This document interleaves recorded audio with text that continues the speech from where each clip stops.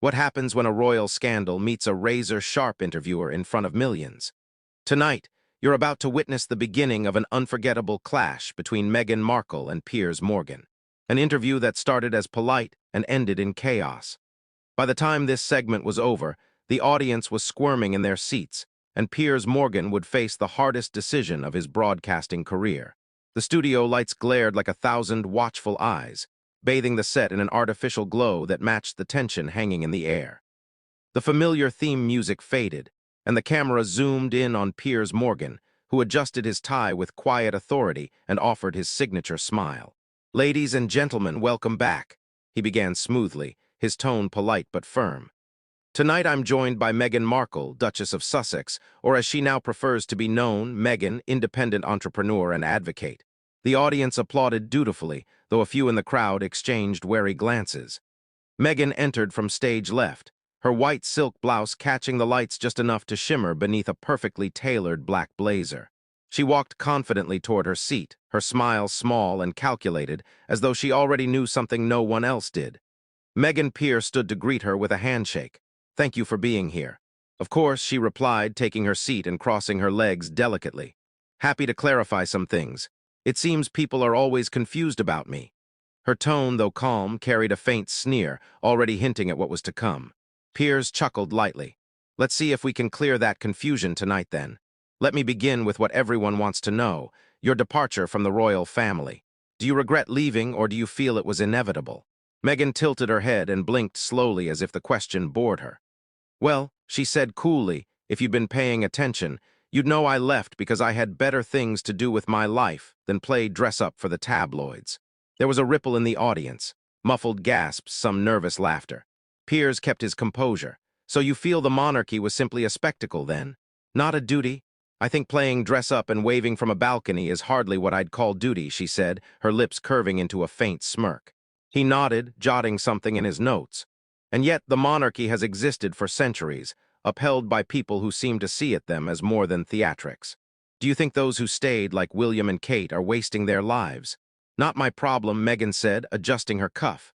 "If they enjoy it, good for them. Some people thrive on irrelevance." That drew a louder murmur from the audience. Piers kept his voice steady. "And yet, Meghan, you benefited from that same irrelevance when you married into it. Do you think you owe it any respect?" Meghan laughed lightly, though. It sounded rehearsed. "Oh, please, I gave them a splash of relevance. I brought color literally and metaphorically." More gasps. Piers merely raised an eyebrow. "Well," he said finally, "you are certainly not shy about your opinions. Let's move to another point, then. Your current relationship with the press. Many feel you court publicity when it benefits you and decry it when it doesn't. How would you respond to that?" "I'd say," she began, leaning forward, "that people like you need to learn the difference between privacy and secrecy. But then again, if you understood that, you wouldn't have made a career out of pestering people." That jab landed. Even some audience members flinched, but Piers only smiled faintly. "If that's how you feel, Meghan," he said, his voice calm, "then this is going to be a fascinating evening." And already you could feel the temperature rising in the room. When tension simmers just below the surface, it's only a matter of time before the mask slips. Tonight, Meghan Markle's poised exterior begins to crack under Piers Morgan's unflinching questions, and the studio feels the chill. By the time this segment ended, it wasn't just Meghan who looked uncomfortable. The audience was shifting in their seats, unsure whether to clap, gasp, or walk out themselves. The cameras rolled on as Meghan adjusted the lapel of her black blazer, her smile growing tighter by the minute. Her white blouse glimmered under the studio lights, but her expression betrayed irritation she could no longer fully hide. Piers leaned back in his chair, flipping through his notes with deliberate care. "Let's talk about Harry," he began softly, though his eyes locked on hers with quiet determination. "You and Prince Harry's relationship has been the subject of worldwide fascination. Many people feel he has changed significantly since meeting you. Some even say he's distanced himself from his family because of you. How do you respond to that?" Meghan's eyes narrowed just a fraction, though her voice was syrupy sweet. "Oh, Piers, I'm sorry you're so invested in someone else's marriage. Are you happy at home? Do you even have a wife?" The audience collectively inhaled. Piers kept his composure, smiling faintly. "Happily married, thank you, but we're here to talk about you and Harry, not me." "Of course you are," she replied coolly. "Because people like you need a villain to keep your ratings up. How quaint." Ignoring the jab, Piers pressed on.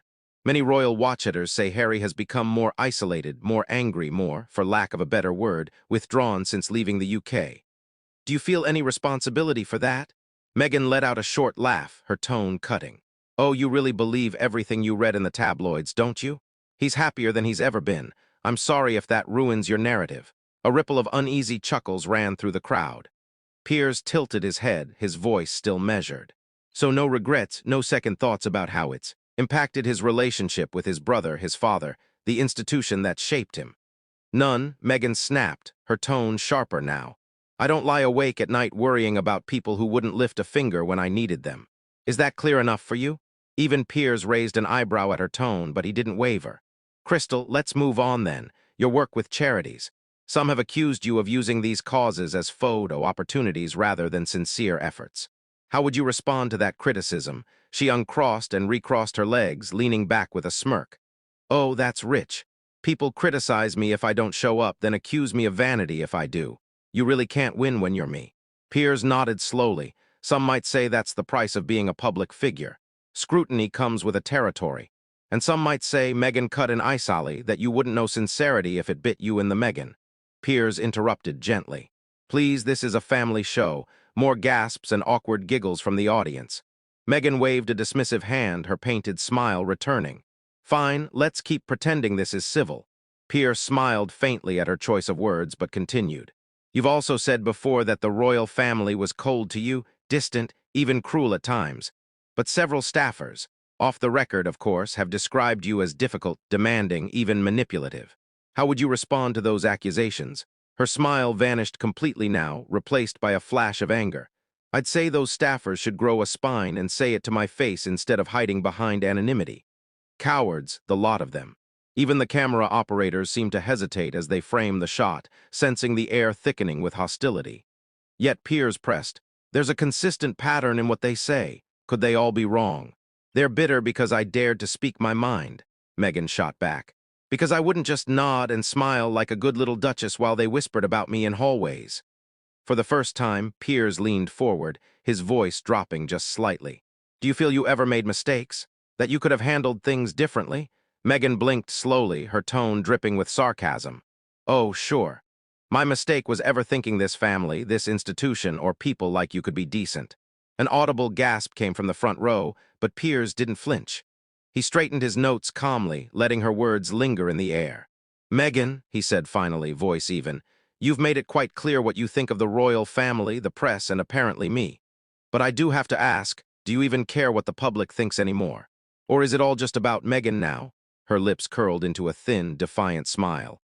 I care about what matters in public opinion. Frankly, Piers, it doesn't matter. The audience shifted uncomfortably. A few nervous laughs peppered the silence. Piers sat back, his hands clasped calmly on his lap, though his jaw tightened slightly. Well, he said softly, thank you for your honesty. If nothing else, it's illuminating. The cameras cut briefly to commercial, but even then, the tension in the studio was so thick you could almost taste it. By now, the audience wasn't just uneasy, they were squirming. Meghan Markle's thin veneer of charm was slipping fast, and Piers Morgan, though still composed, was clearly nearing his limit. As the minutes dragged on, the tension turned electric. What began as an interview was devolving into a battlefield of pride and ego.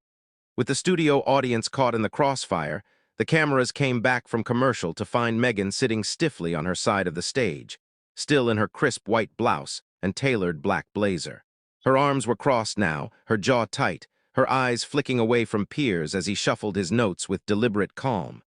The air in the studio was different now, colder, heavier. Even the audience seemed quieter, uncertain if they should keep clapping between segments. Piers looked up with that trademark smile, tight, professional, but his eyes betrayed a certain resolve. Welcome back, he began smoothly, his voice as measured as ever. We're here with Meghan Markle, discussing her journey, her work, and her views on, well, nearly everything. Meghan exhaled through her nose, her lips forming a tight smile that didn't quite reach her eyes. I think we've covered just about everything there is to cover, she said flatly. Oh, I wouldn't say that, Piers replied lightly. We've only just begun. A few uneasy chuckles from the audience. Piers leaned slightly forward. Let's talk about your departure from the royal family. You've said before that you felt trapped, stifled, unprotected. Do you believe the monarchy itself is fundamentally flawed? Meghan uncrossed her legs and leaned back with a dry laugh. You really can't help yourself, can you? Always digging, always trying to find fault. Piers tilted his head unbothered. It's a question, Meghan, not a fault. Do you believe the monarchy is flawed? Her eyes flashed and she rolled them dramatically. I believe the monarchy is outdated. It's a relic and I chose not to let it destroy me the way it's destroyed so many others. That clear enough for you? The audience stirred, some whispering, others glancing at each other nervously. Piers nodded slowly. Crystal, he said. But do you ever consider that perhaps, just perhaps, the problem wasn't entirely the institution, but how you approached it? Meghan's laugh this time was sharp. Oh, of course, blame the woman, how original. I didn't say blame, Piers countered calmly. I said, consider. Do you take any responsibility for how things unfolded? Her smirk returned, but it was colder now. I take responsibility for putting myself first for once in my life. Something you and apparently half of Britain seem to have a real problem with. More shifting in the audience. The tension was palpable now. Piers pressed on undeterred. Let's move on to your media ventures. The podcast, the Netflix deals, the children's book. Some critics say it seems more like a personal rebrand than meaningful work. How would you respond to that? Meghan's eyebrows arched high. Well, Piers, critics always have something to say, don't they? When I was silent, I was a coward. When I spoke up, I was calculating. Maybe the problem is less about me and more about people like you who can't stand a woman in control. Piers folded his hands in front of him, still calm, but his eyes were noticeably sharper now. Or perhaps, he said quietly, the problem is when someone confuses control with entitlement. Do you think your critics might have a point? Her laugh was bitter this time. You'd love that, wouldn't you? If I just admitted I was the villain you've always wanted me to be. Sorry to disappoint you.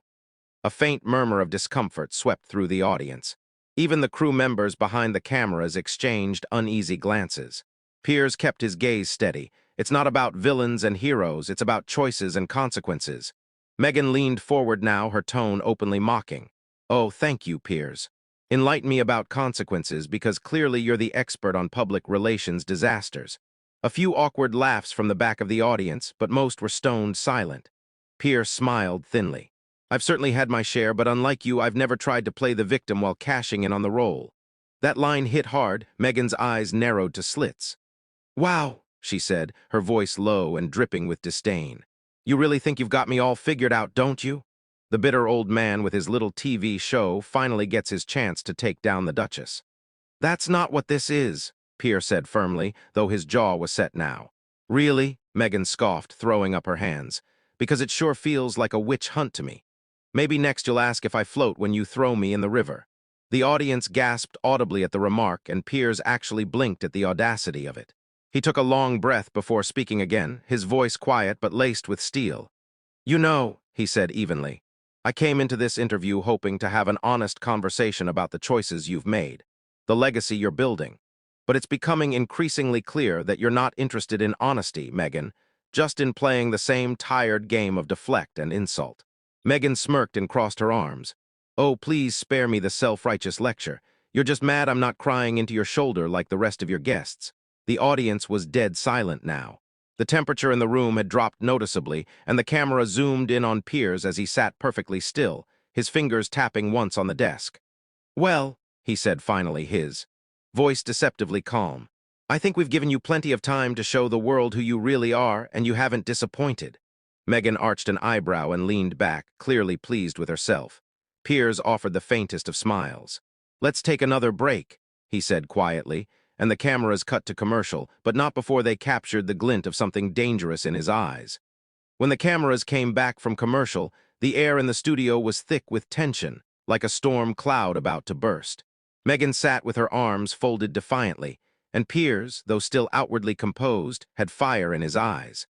What started as a high-profile interview had turned into a slow-motion implosion, one that nobody in the studio would ever forget.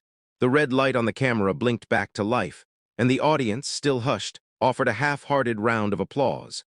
Meghan sat rigid in her chair, adjusting the sleeves of her crisp white blouse under the black blazer, her chin held high. Piers leaned slightly forward, his hands folded neatly on the desk in front of him. His trademark smile was gone, replaced by a taut line across his face. Welcome back, he said evenly, though his voice carried a weight that suggested this segment would be different. We're here with Meghan Markle, though it seems the conversation we hope to have tonight has taken quite a turn. Meghan rolled her eyes so dramatically that a few audience members actually gasped. "Oh, don't act like you're surprised, Piers," she said, her voice dripping with sarcasm. "This is exactly the kind of gotcha spectacle you live for, isn't it?" Piers cocked his head slightly. "Actually, Meghan, what I live for is asking real questions and getting real answers. Something you seem determined not to give." Her lips curved into a smug smile. "Maybe that's because your questions aren't worth answering." The audience shifted uncomfortably. Someone coughed, someone else muttered, "Wow," under their breath. Piers took a breath, visibly fighting to maintain composure. "All right," he said, "let's try one more time. Earlier, you said you left the royal family because you were trapped and stifled. Fine, but do you ever reflect on the fact that you knew or should have known what you were walking into? Do you take any responsibility for that choice?" Meghan gave a dry laugh. "Ah, yes, the classic blame the woman narrative. She should have known her place. How original." "This isn't about place," Piers said firmly, leaning it forward. "Now, this is about accountability. Do you take any?" "I take accountability for not letting that institution destroy me," she shot back. "Does that count?" the audience murmured. Some looked at her with admiration, others visibly uncomfortable. Piers pressed his lips together, nodded slightly. "Very well, and what about Harry? Many say he's not the man he used to be. That he's cut ties with friends, family, his country because of your influence. Do you feel any remorse for how isolated he's become?" Meghan's smirk froze for just a moment and her eyes hardened. "Oh, please, Harry made his own choices. He's a grown man, not some puppet on my strings. But of course you'd assume otherwise. Anything to paint me as the wicked witch." "That's not what I said," Piers replied sharply, "but you seem awfully defensive about it." She leaned forward now, her voice low, mocking. "Defensive, that?" "No, Piers. I just don't feel the need to sit here and justify my marriage to you of all people." "Are you jealous? Is that what this is about?" There were audible gasps in the studio. Even Piers's eyes widened for a brief second at the audacity of the comment. He straightened in his chair, his fingers drumming once on the desk. "I think we're done here," he said quietly. Meghan tilted her head, clearly enjoying herself. "Oh, what happened to your tough questions? Run out of steam?" Piers stood, the audience was dead silent. Even the cameraman froze. "No," he said, his voice cutting through the silence like a blade. "What I've run out of is patience." Meghan's smirk faded slightly, replaced with a faint look of surprise. "You came here," he continued, his voice calm but full of steel, "with a chance to tell your story, to answer questions millions of people have about the choices you've made. Instead, you've spent the past hour being smug, dismissive, and quite frankly insulting, not just to me, but to everyone watching." Meghan opened her mouth, but Piers held up a hand. "Save it," he said sharply. "I've interviewed prime ministers, presidents, and actual royalty. People who disagreed with me but still managed to answer questions like adults. But you," he shook his head. "You've mistaken this studio for your Instagram page, thinking you can control every word, every angle, every narrative." The audience was dead quiet, all eyes fixed on the confrontation. "You want to play victim? Fine. You want to play the misunderstood hero?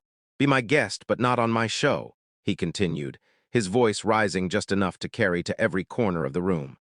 "I will not sit here and let you insult my profession, my audience, and my intelligence any longer. You can leave now." The words hung in the air like thunder. Meghan's eyes flashed. For a moment it looked as though she might argue, but then she simply gave a dry laugh, unhooked her microphone, and stood. "Well," she said coolly, adjusting her blazer, "at least now everyone's seen the real Piers Morgan. Bitter, small, predictable. And now," Piers replied without missing a beat, "they've seen the real Meghan Markle. Arrogant, entitled, and worst of all, boring." The audience collectively gasped and Meghan's lips tightened into a thin line. Without another word, she turned on her heel, her heels clicking sharply against the floor as she strode toward the exit. The cameras followed her until she disappeared behind the curtain. The sound of the studio door closing, echoing like a final curtain drop. Piers adjusted his tie, sat back down, and looked straight into the camera. "Ladies and gentlemen," he said, his voice perfectly calm again, "I believe that just about sums it up. We'll be back after the break." The studio erupted into stunned applause as the screen faded to black. What do you think? Did Piers go too far, or was Meghan's attitude her own undoing? We want to hear what you think. Drop your thoughts in the comments below. If you enjoyed this incredible moment and want more stories like it, don't forget to hit that like button and subscribe to our channel for more dramatic behind-the-scenes showdowns, exclusive interviews, and the stories nobody else dares to tell. Turn on the notification bell so you never miss the next big moment. Thanks for watching, and we'll see you in the next one.